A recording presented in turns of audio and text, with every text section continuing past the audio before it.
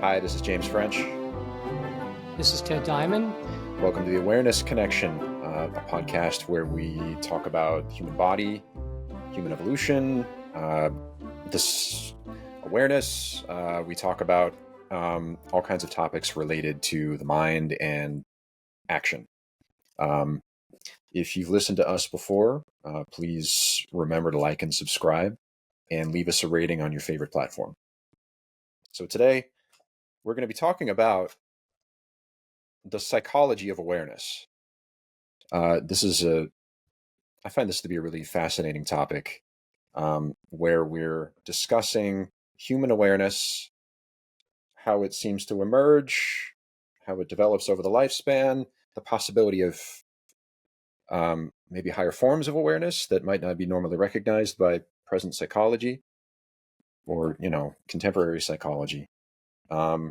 And what does that have to do with our field? So this is going to be a you-heavy episode, Ted. I feel like I'm going to maybe be asking questions of this, but I find this to be a really fascinating topic. Looking forward to what you have to say. And you're working on a book about this subject, sort of laying out your view of this subject, from like a theoretical vantage. Yeah. Well, awareness. I think it's interesting to ask the question, first of all, why it is that we think awareness is something that we need to talk about. I mean, we are, by definition, aware. Why is it that we think human beings need in some way to develop awareness or to become more mindful? And that's part of our topic. And I think another part of it is to try to identify,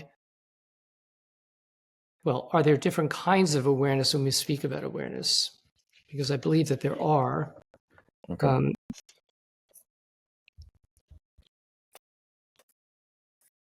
Well, James, let me ask you. I know you wanted to hear what I think, but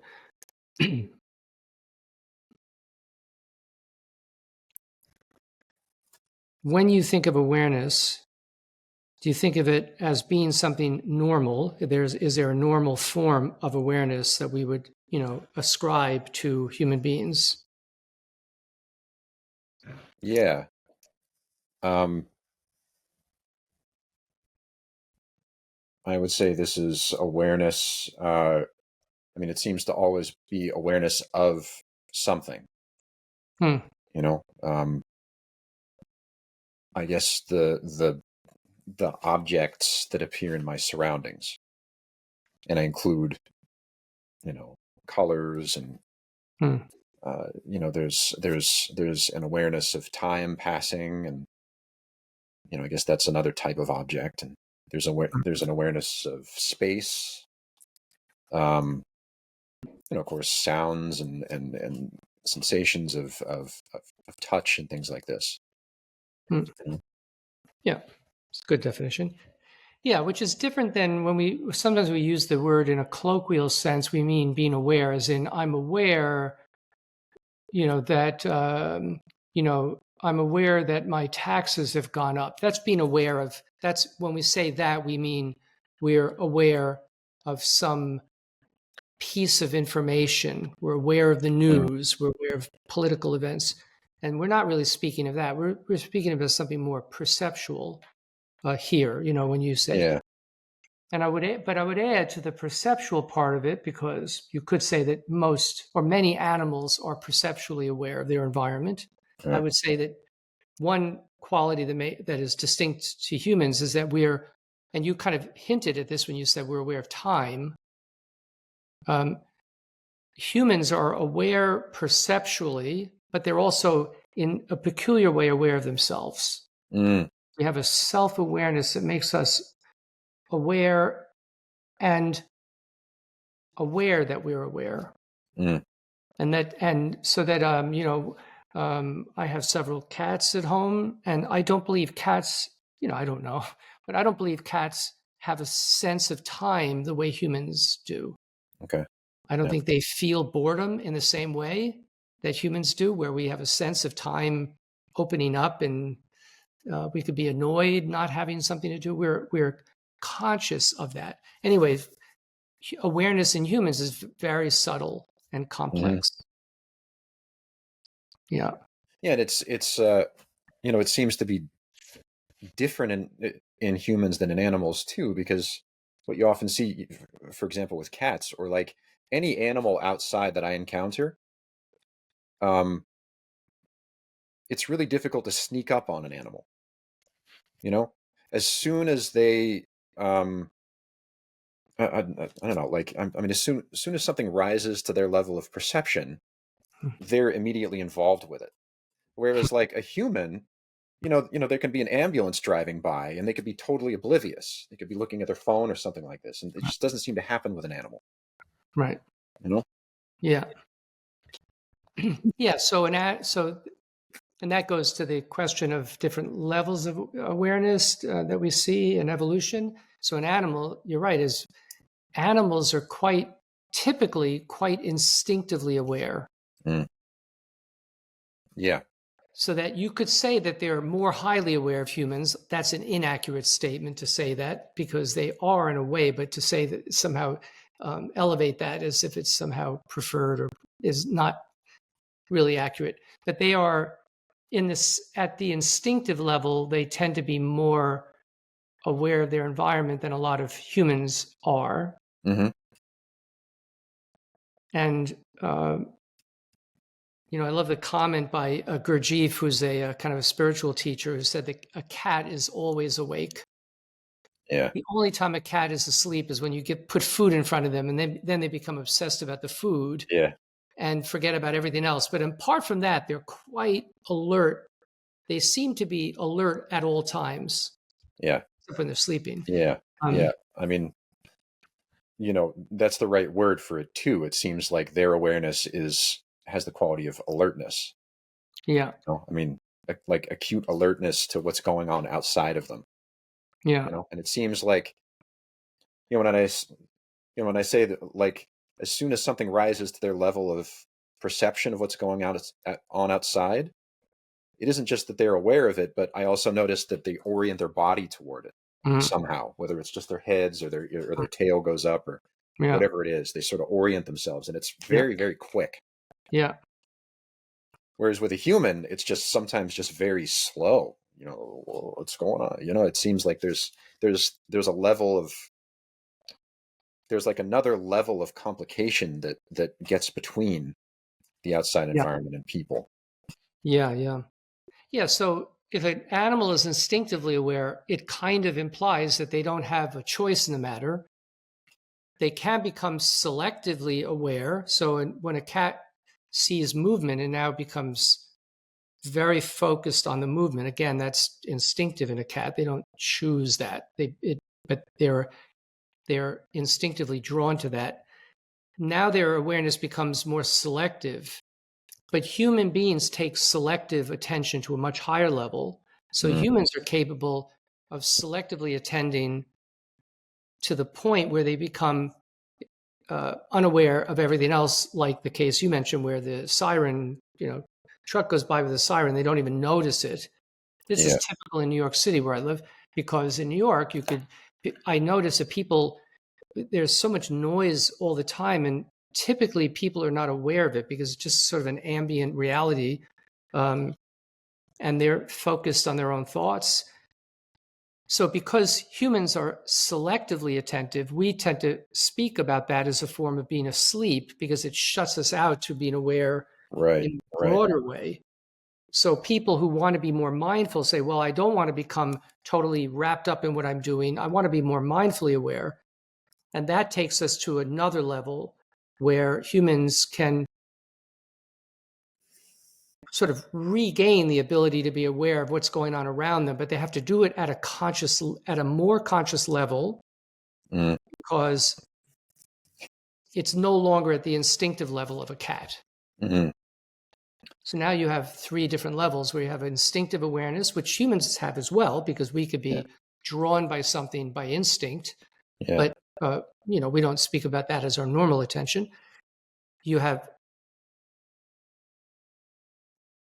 selective attention in humans and in other animals, but in humans it becomes quite highly developed, Hmm. which tends to become exclusionary of other things. And then you have mindful attention, which is the level that humans can develop, a more conscious level that can be developed further. Yeah.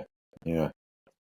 So, like you said, a cat before, it's interesting to think about this. I'm thinking about, say, the cat who's very involved with like the bird over there or the squirrel over there. They're highly focused. Their body gets quiet. You can tell that they're sort of, their body's totally oriented toward that animal over there that they want to stalk or that they are stalking. Their body becomes very quiet. Their tail doesn't really move a lot. But if you open the door from your house, that cat would be instantly like startled into some sort of like awareness of you. They would orient toward you. Hmm. But with a person, like you're saying, they get focused. They get focused on, say, the thing that they're looking at or they're attentive to, and oblivious to their surroundings. It doesn't impinge on them in the same way that a cat, the outside world would impinge on them, even if they were highly focused. And so Yeah, what you're also saying then is, I mean, as far as I can understand it, like you're you're you're trying not to denigrate. You're not denigrating this fact about people. This is something about like the evolution of awareness in people, like the almost like the ability for people to get focused such that the outside world doesn't impinge on them, like yeah, a cat would, is sort of like a kind of a monumental achievement. It's something very different than what a cat's mind does, even if it's harmful. yeah, yeah. And that because in humans that we can speak about human selective intention as being selective attention as being a problem, but it's actually a higher form of attention than instinctive attention. It's Mm, more top down. Instinctive attention is more bottom up. It's triggered by the external environment at a level that the cat over which the cat doesn't have control. But the top down attention implies a much higher level of control. It's more comes from the executive functions. It's top down, and in a typically developing child, it means that the child is well capable of focusing at school. So William James says that kind of attention he treated it as the sine qua non of education, the ability to pay attention mm, at will for extended periods of time is the difference between becoming very good at something and not becoming good at something because it mm. means you're able to learn. And Yeah, so when you see that in a child, that's a beautiful thing. yeah, Um, yeah. but looked at from the point of view of wanting to become more, it could become a liability if you become, um, you're a lawyer, you're spending hours a day poring over books, and after a while you feel like this is having a harmful effect on you because you're not adequately aware of yourself. You're caught up in what you're doing. You're not able to recover at the end of the day Mm, and get out of your thoughts. And now you say, well, from that point of view, I feel it's become a liability. It's a problem. And from that point of view, you want to see if you can develop even further. mm, So yeah, and I find that interesting because once you speak about going to another level, the previous level becomes almost an impediment to the higher level. mm, mm. I remember um, hearing an anecdote that Bertrand Russell told about um, him being a young student. I guess I think he was at Oxford, but he was a young student, and Whitehead was one of his mentors at the time. And Russell and one of his fellow students went to visit Whitehead, who was working outside at his like garden desk. Uh, And so they walked up behind him, found him working at his desk, working on like mathematical equations, and stood there until they stood there until he noticed them. He stood there for like 20 minutes, and he was just totally absorbed in his work. Just like, okay, well, this is, and he told that story because it was quite impressive to him. He was so absorbed in his Yeah. work, Yeah. like all of his attention was here, nothing was impinging on him, and he had like a world class ability to really focus his attention to the exclusion of everything else. Yeah. Yeah, and it is. But as you know, my own interest in this subject, I mean, I had an interest, for a long time, I've had an interest in this question of higher awareness, but I found it hard to understand what, um, what the contemplative traditions were aiming toward and Mm, what it meant to practice meditative techniques. Very hard to get it, that language and get at the goals. And sometimes the language is sort of, it seems separate from our, normal experience. mm, Um, and I, it was only when I actually developed back trouble when I was in college and realized that I was very focused as doing sports and very focused on desk work or sitting at the piano, and certainly had no trouble focusing. mm, But it was only when I developed back trouble that I began to question whether this was healthy mm, and began to look at the question of how to become aware in a different and broader way, that I then, began to understand what it meant to broaden attention mm. and to see it as something beyond normal selective attention. Yeah, yeah. Yeah, and that raises the question: what does it mean? And is there only one kind? I thought perhaps becoming mindful was sort of the only path, and I don't think it's the only path for becoming more aware. Mm, Um, I think there's more to it than that.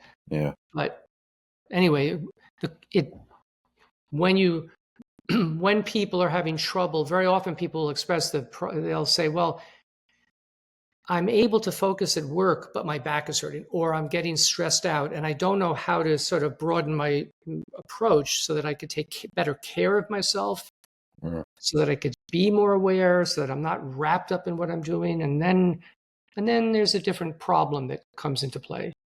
okay, okay. Yeah. So, it's like modern developmental psychology recognizes, um, you know, human attention unfolds in stages. Mm. We can see it kind of clearly from an infant to a typically developing adult.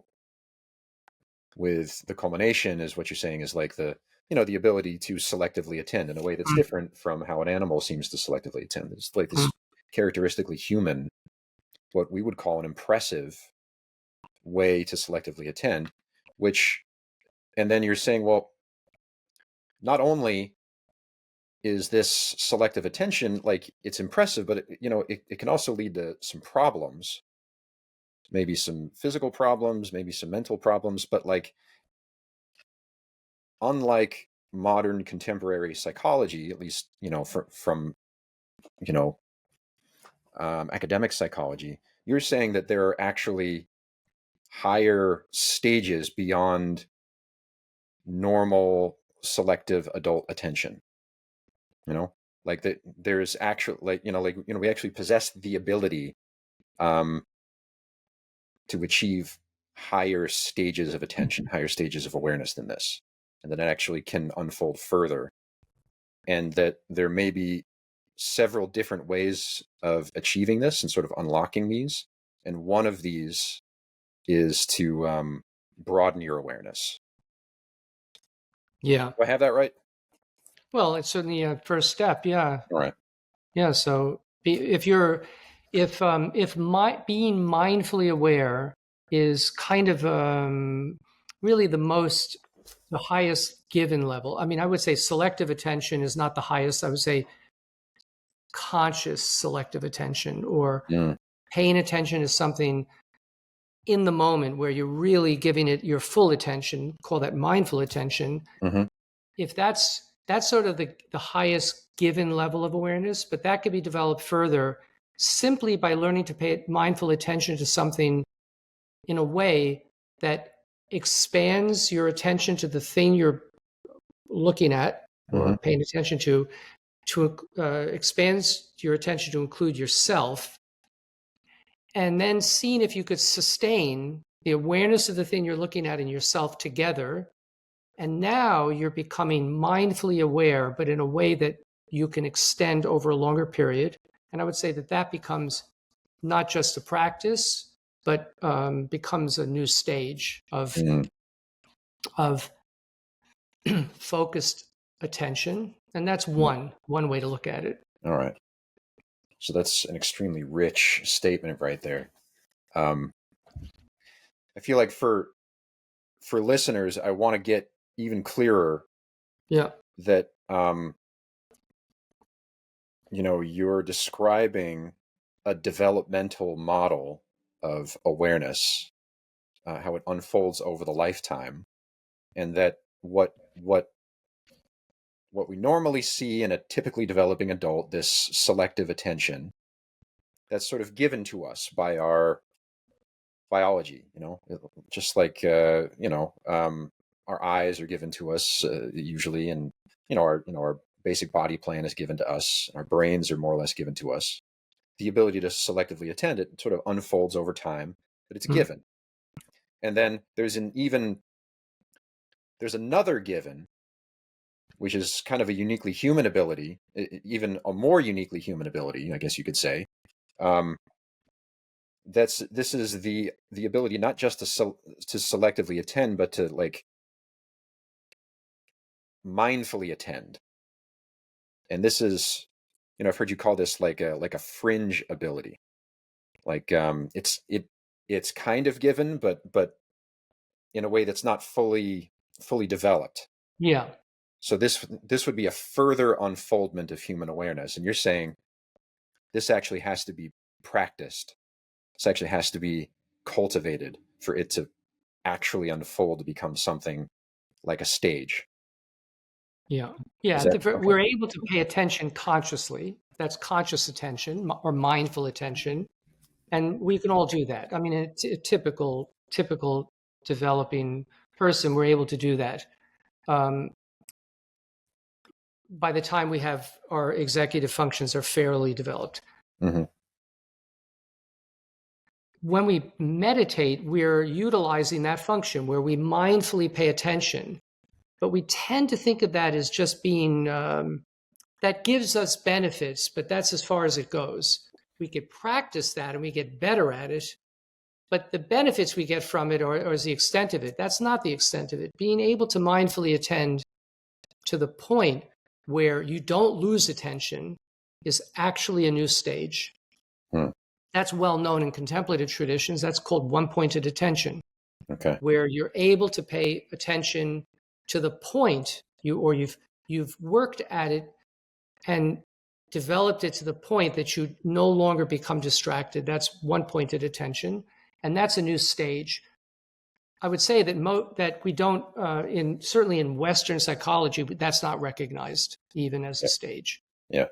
In Western psychology, um, in the same way that we speak about human consciousness that has to be explained, or a special kind of brand of consciousness that we enjoy as humans, in the same way that most philosophers speak about that as being the only thing in need of explanation, they're really limiting the whole question of consciousness to only part of the brain's potential. Hmm. There's a potential to go further, and we have the same limitation in our way of looking at that. And in general, we don't value this. Yeah. In general, we don't see the inability of a young person to be alert as being a value. But I would say that that's unfortunate. Hmm. People, I mean, in the same way that a child being able to focus on their homework, which is a beautiful thing Hmm. and a necessary thing to a child's development, and succeeding with school and ultimately being able to develop knowledge and expertise at something. In the same way that we value that, we should value the ability to learn to attend mindfully. That is also a beautiful thing. We tend not to value it in our culture. Hmm. And when we say that, well, if you have a problem where you become distracted, you should become more mindful. So practice mindfulness. That's not a full appreciation. That's just sort of saying, well, there's a way you could practice a method that'll help you to become mindful. Usually that just amounts to spending 20 minutes a day to feel better. Right. We could do better than spending 20 minutes a day. We could learn to be mindfully aware so that it becomes part of our ongoing equipment in whatever we're doing. Yeah. Yeah. And I would Yeah. say I would describe that as a higher level of attention. And then beyond that, there's a couple of more layers to look at. Or Mm, we won't go into it exhaustively sure. today, but Yeah. Yeah, but it's important, to really set the stage in that, I mean, again, you're putting forth like a developmental model of human awareness, hmm, like this is a really interesting thing. And it's you know you're pushing at the boundaries of what's accepted to be typical normal adult awareness. You're saying, yeah, well, there's actually more here, and these can be developed in a way that's far beyond just maybe like an inkling of their benefits, maybe yeah, stress relief or something like that. Just the fact that developing, uh, let me just start with just the fact that the there are potentially higher stages of consciousness, or awareness. That's a major claim, you know but then let's just accept that that's true, which I'm totally okay with accepting that. And um, the fact that they are correlated with better function, maybe of the physical body or maybe of the stress system, like that's super interesting.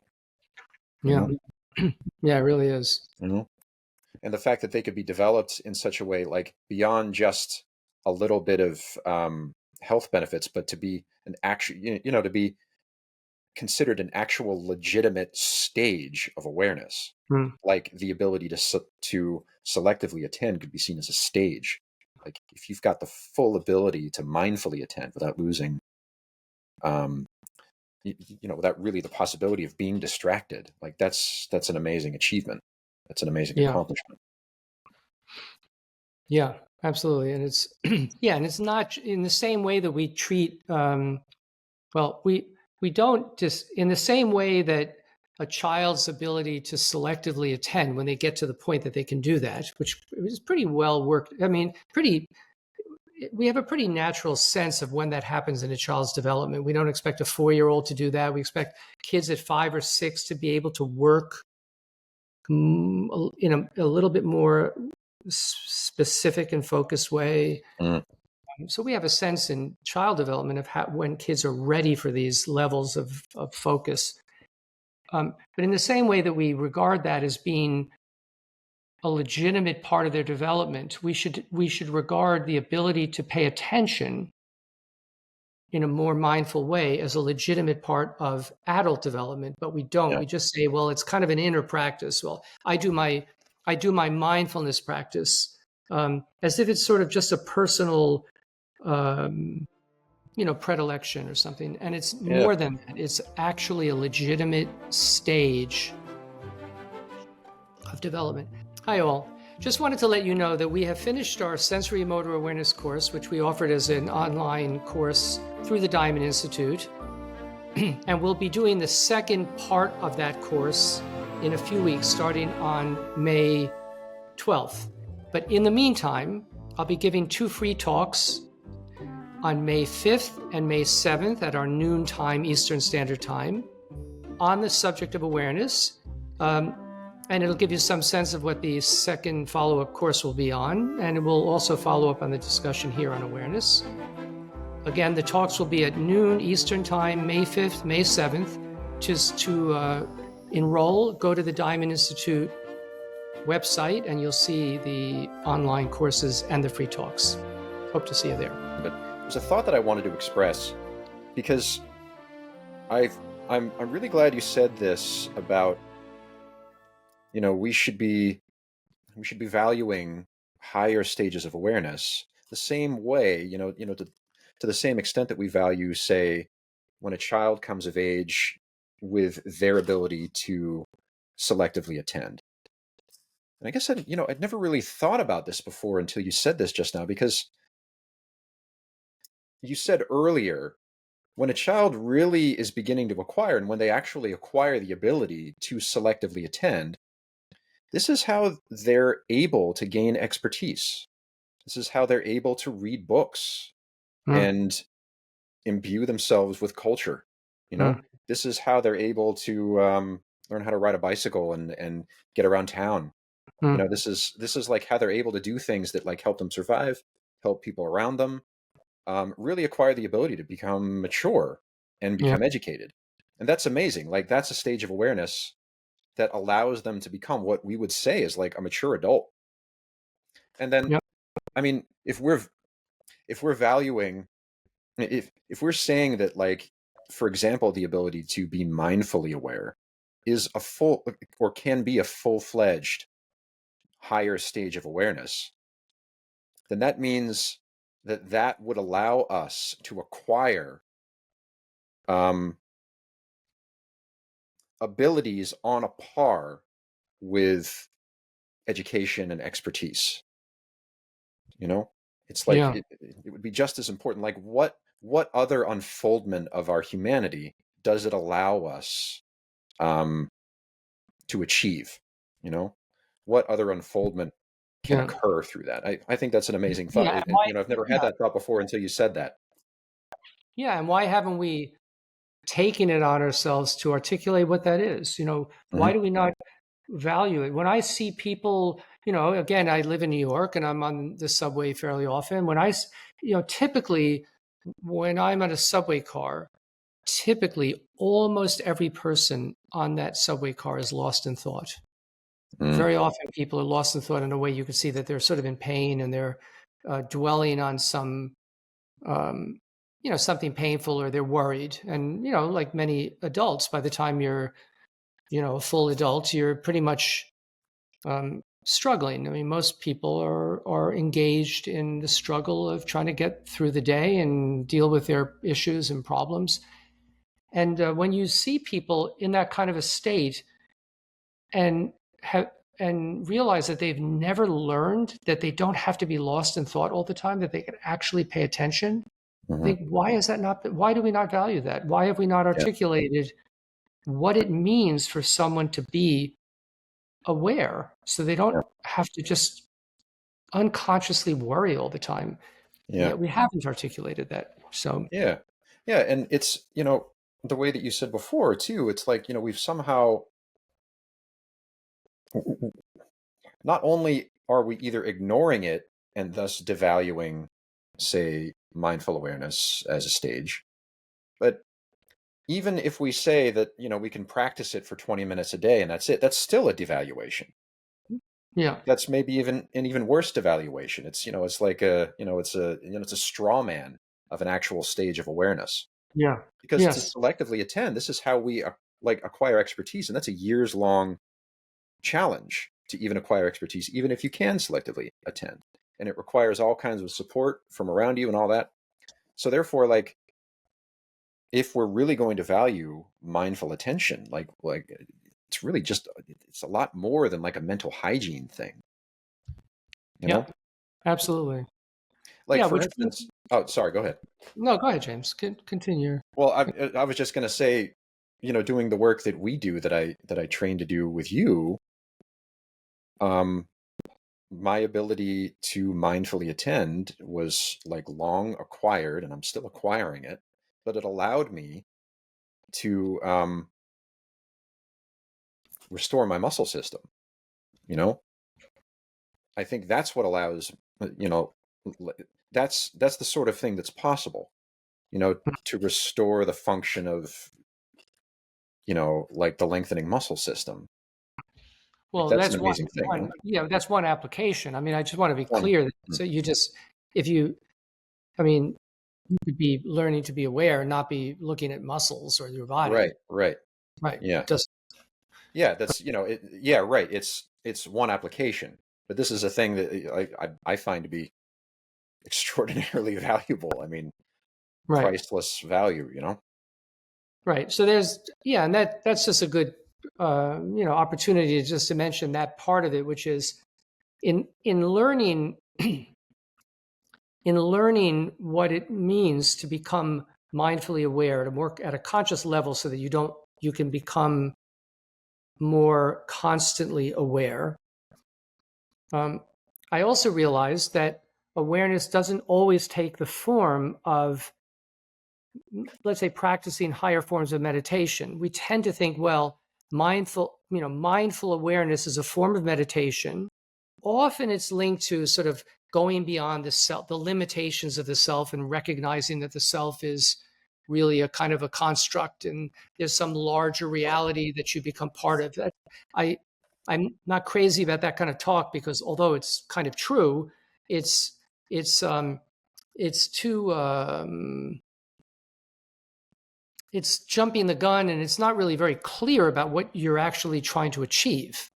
I mean, when we speak that way, I want to know what exactly why are you doing it? What is your goal? One of my goals was I wanted to learn to become aware in such a way that I could take better care of myself. And I realized that apart from higher level of meditation, learning to be aware so that you are kinesthetically present, more aware of your own physical poise in whatever you're doing, is an aspect of awareness that we don't usually talk about. The moment you speak about muscles or the body, people say, yeah, well, okay, I could be aware. But there I'm using my awareness to fix muscles. Well, there's far more to the question of bodily awareness than simply fixing muscles or becoming aware of muscle tension. There we're speaking about, I don't know, kinesthetic awareness.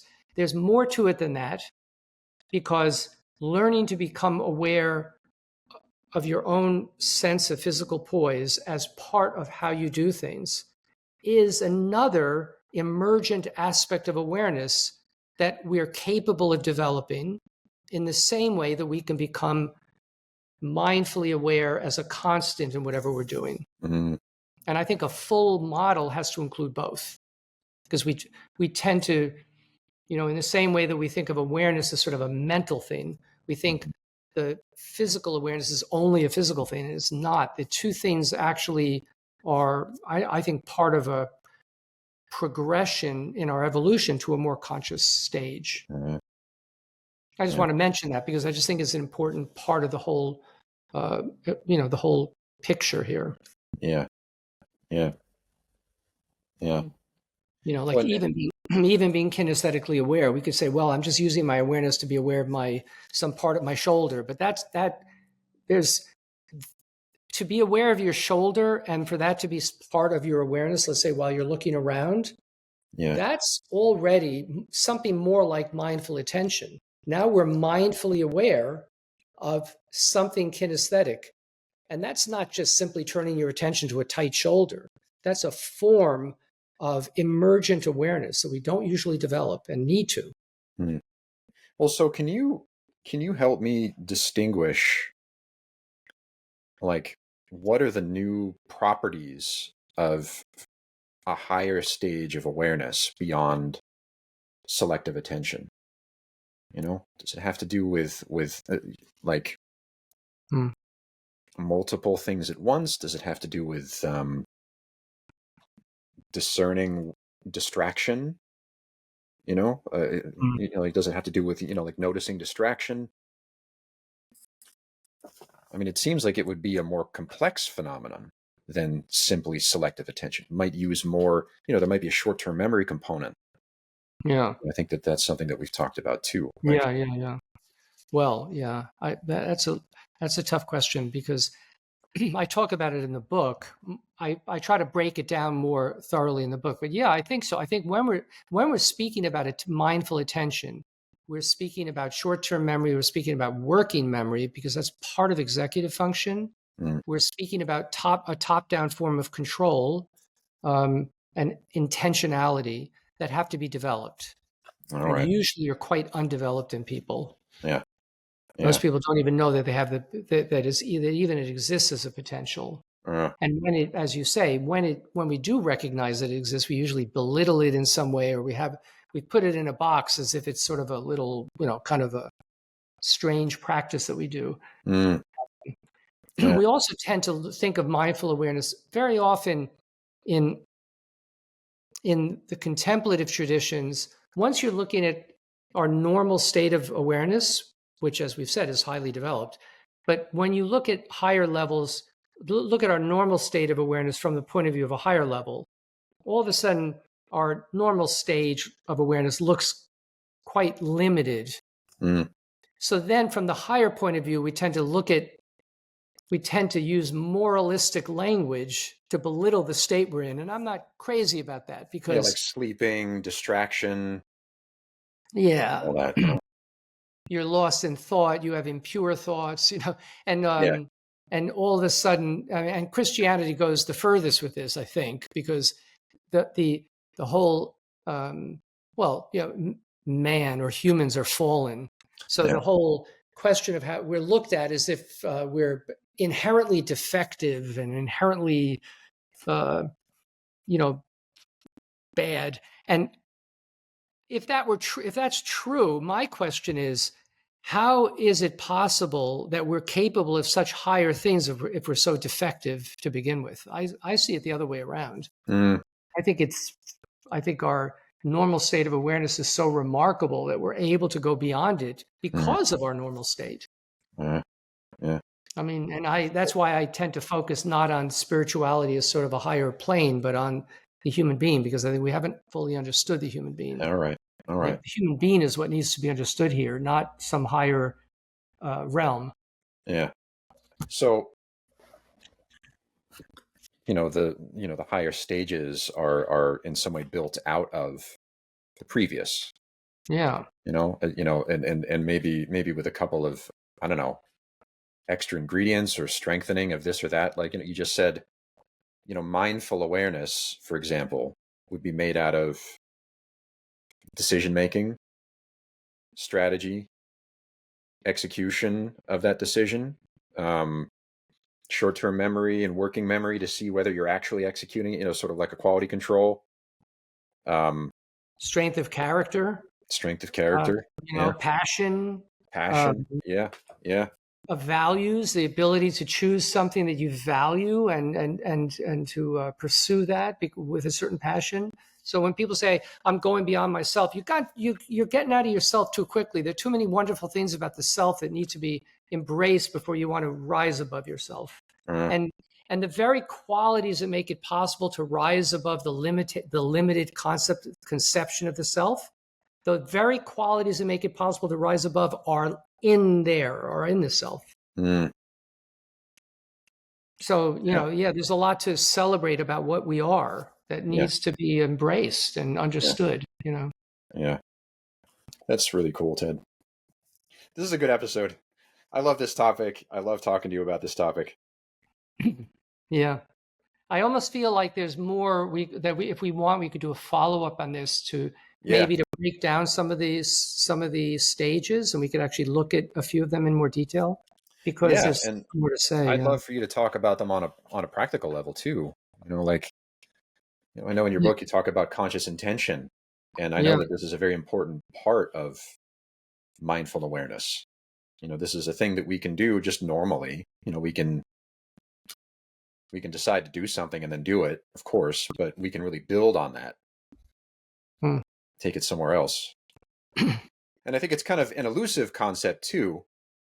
Um, yeah, like mindful awareness is just, is definitely not just like forcing yourself to pay attention, to something. There's all these Right. other things that Yeah. are involved. It's an actual stage of awareness. There's all these ingredients that come together to form some kind of a synergy.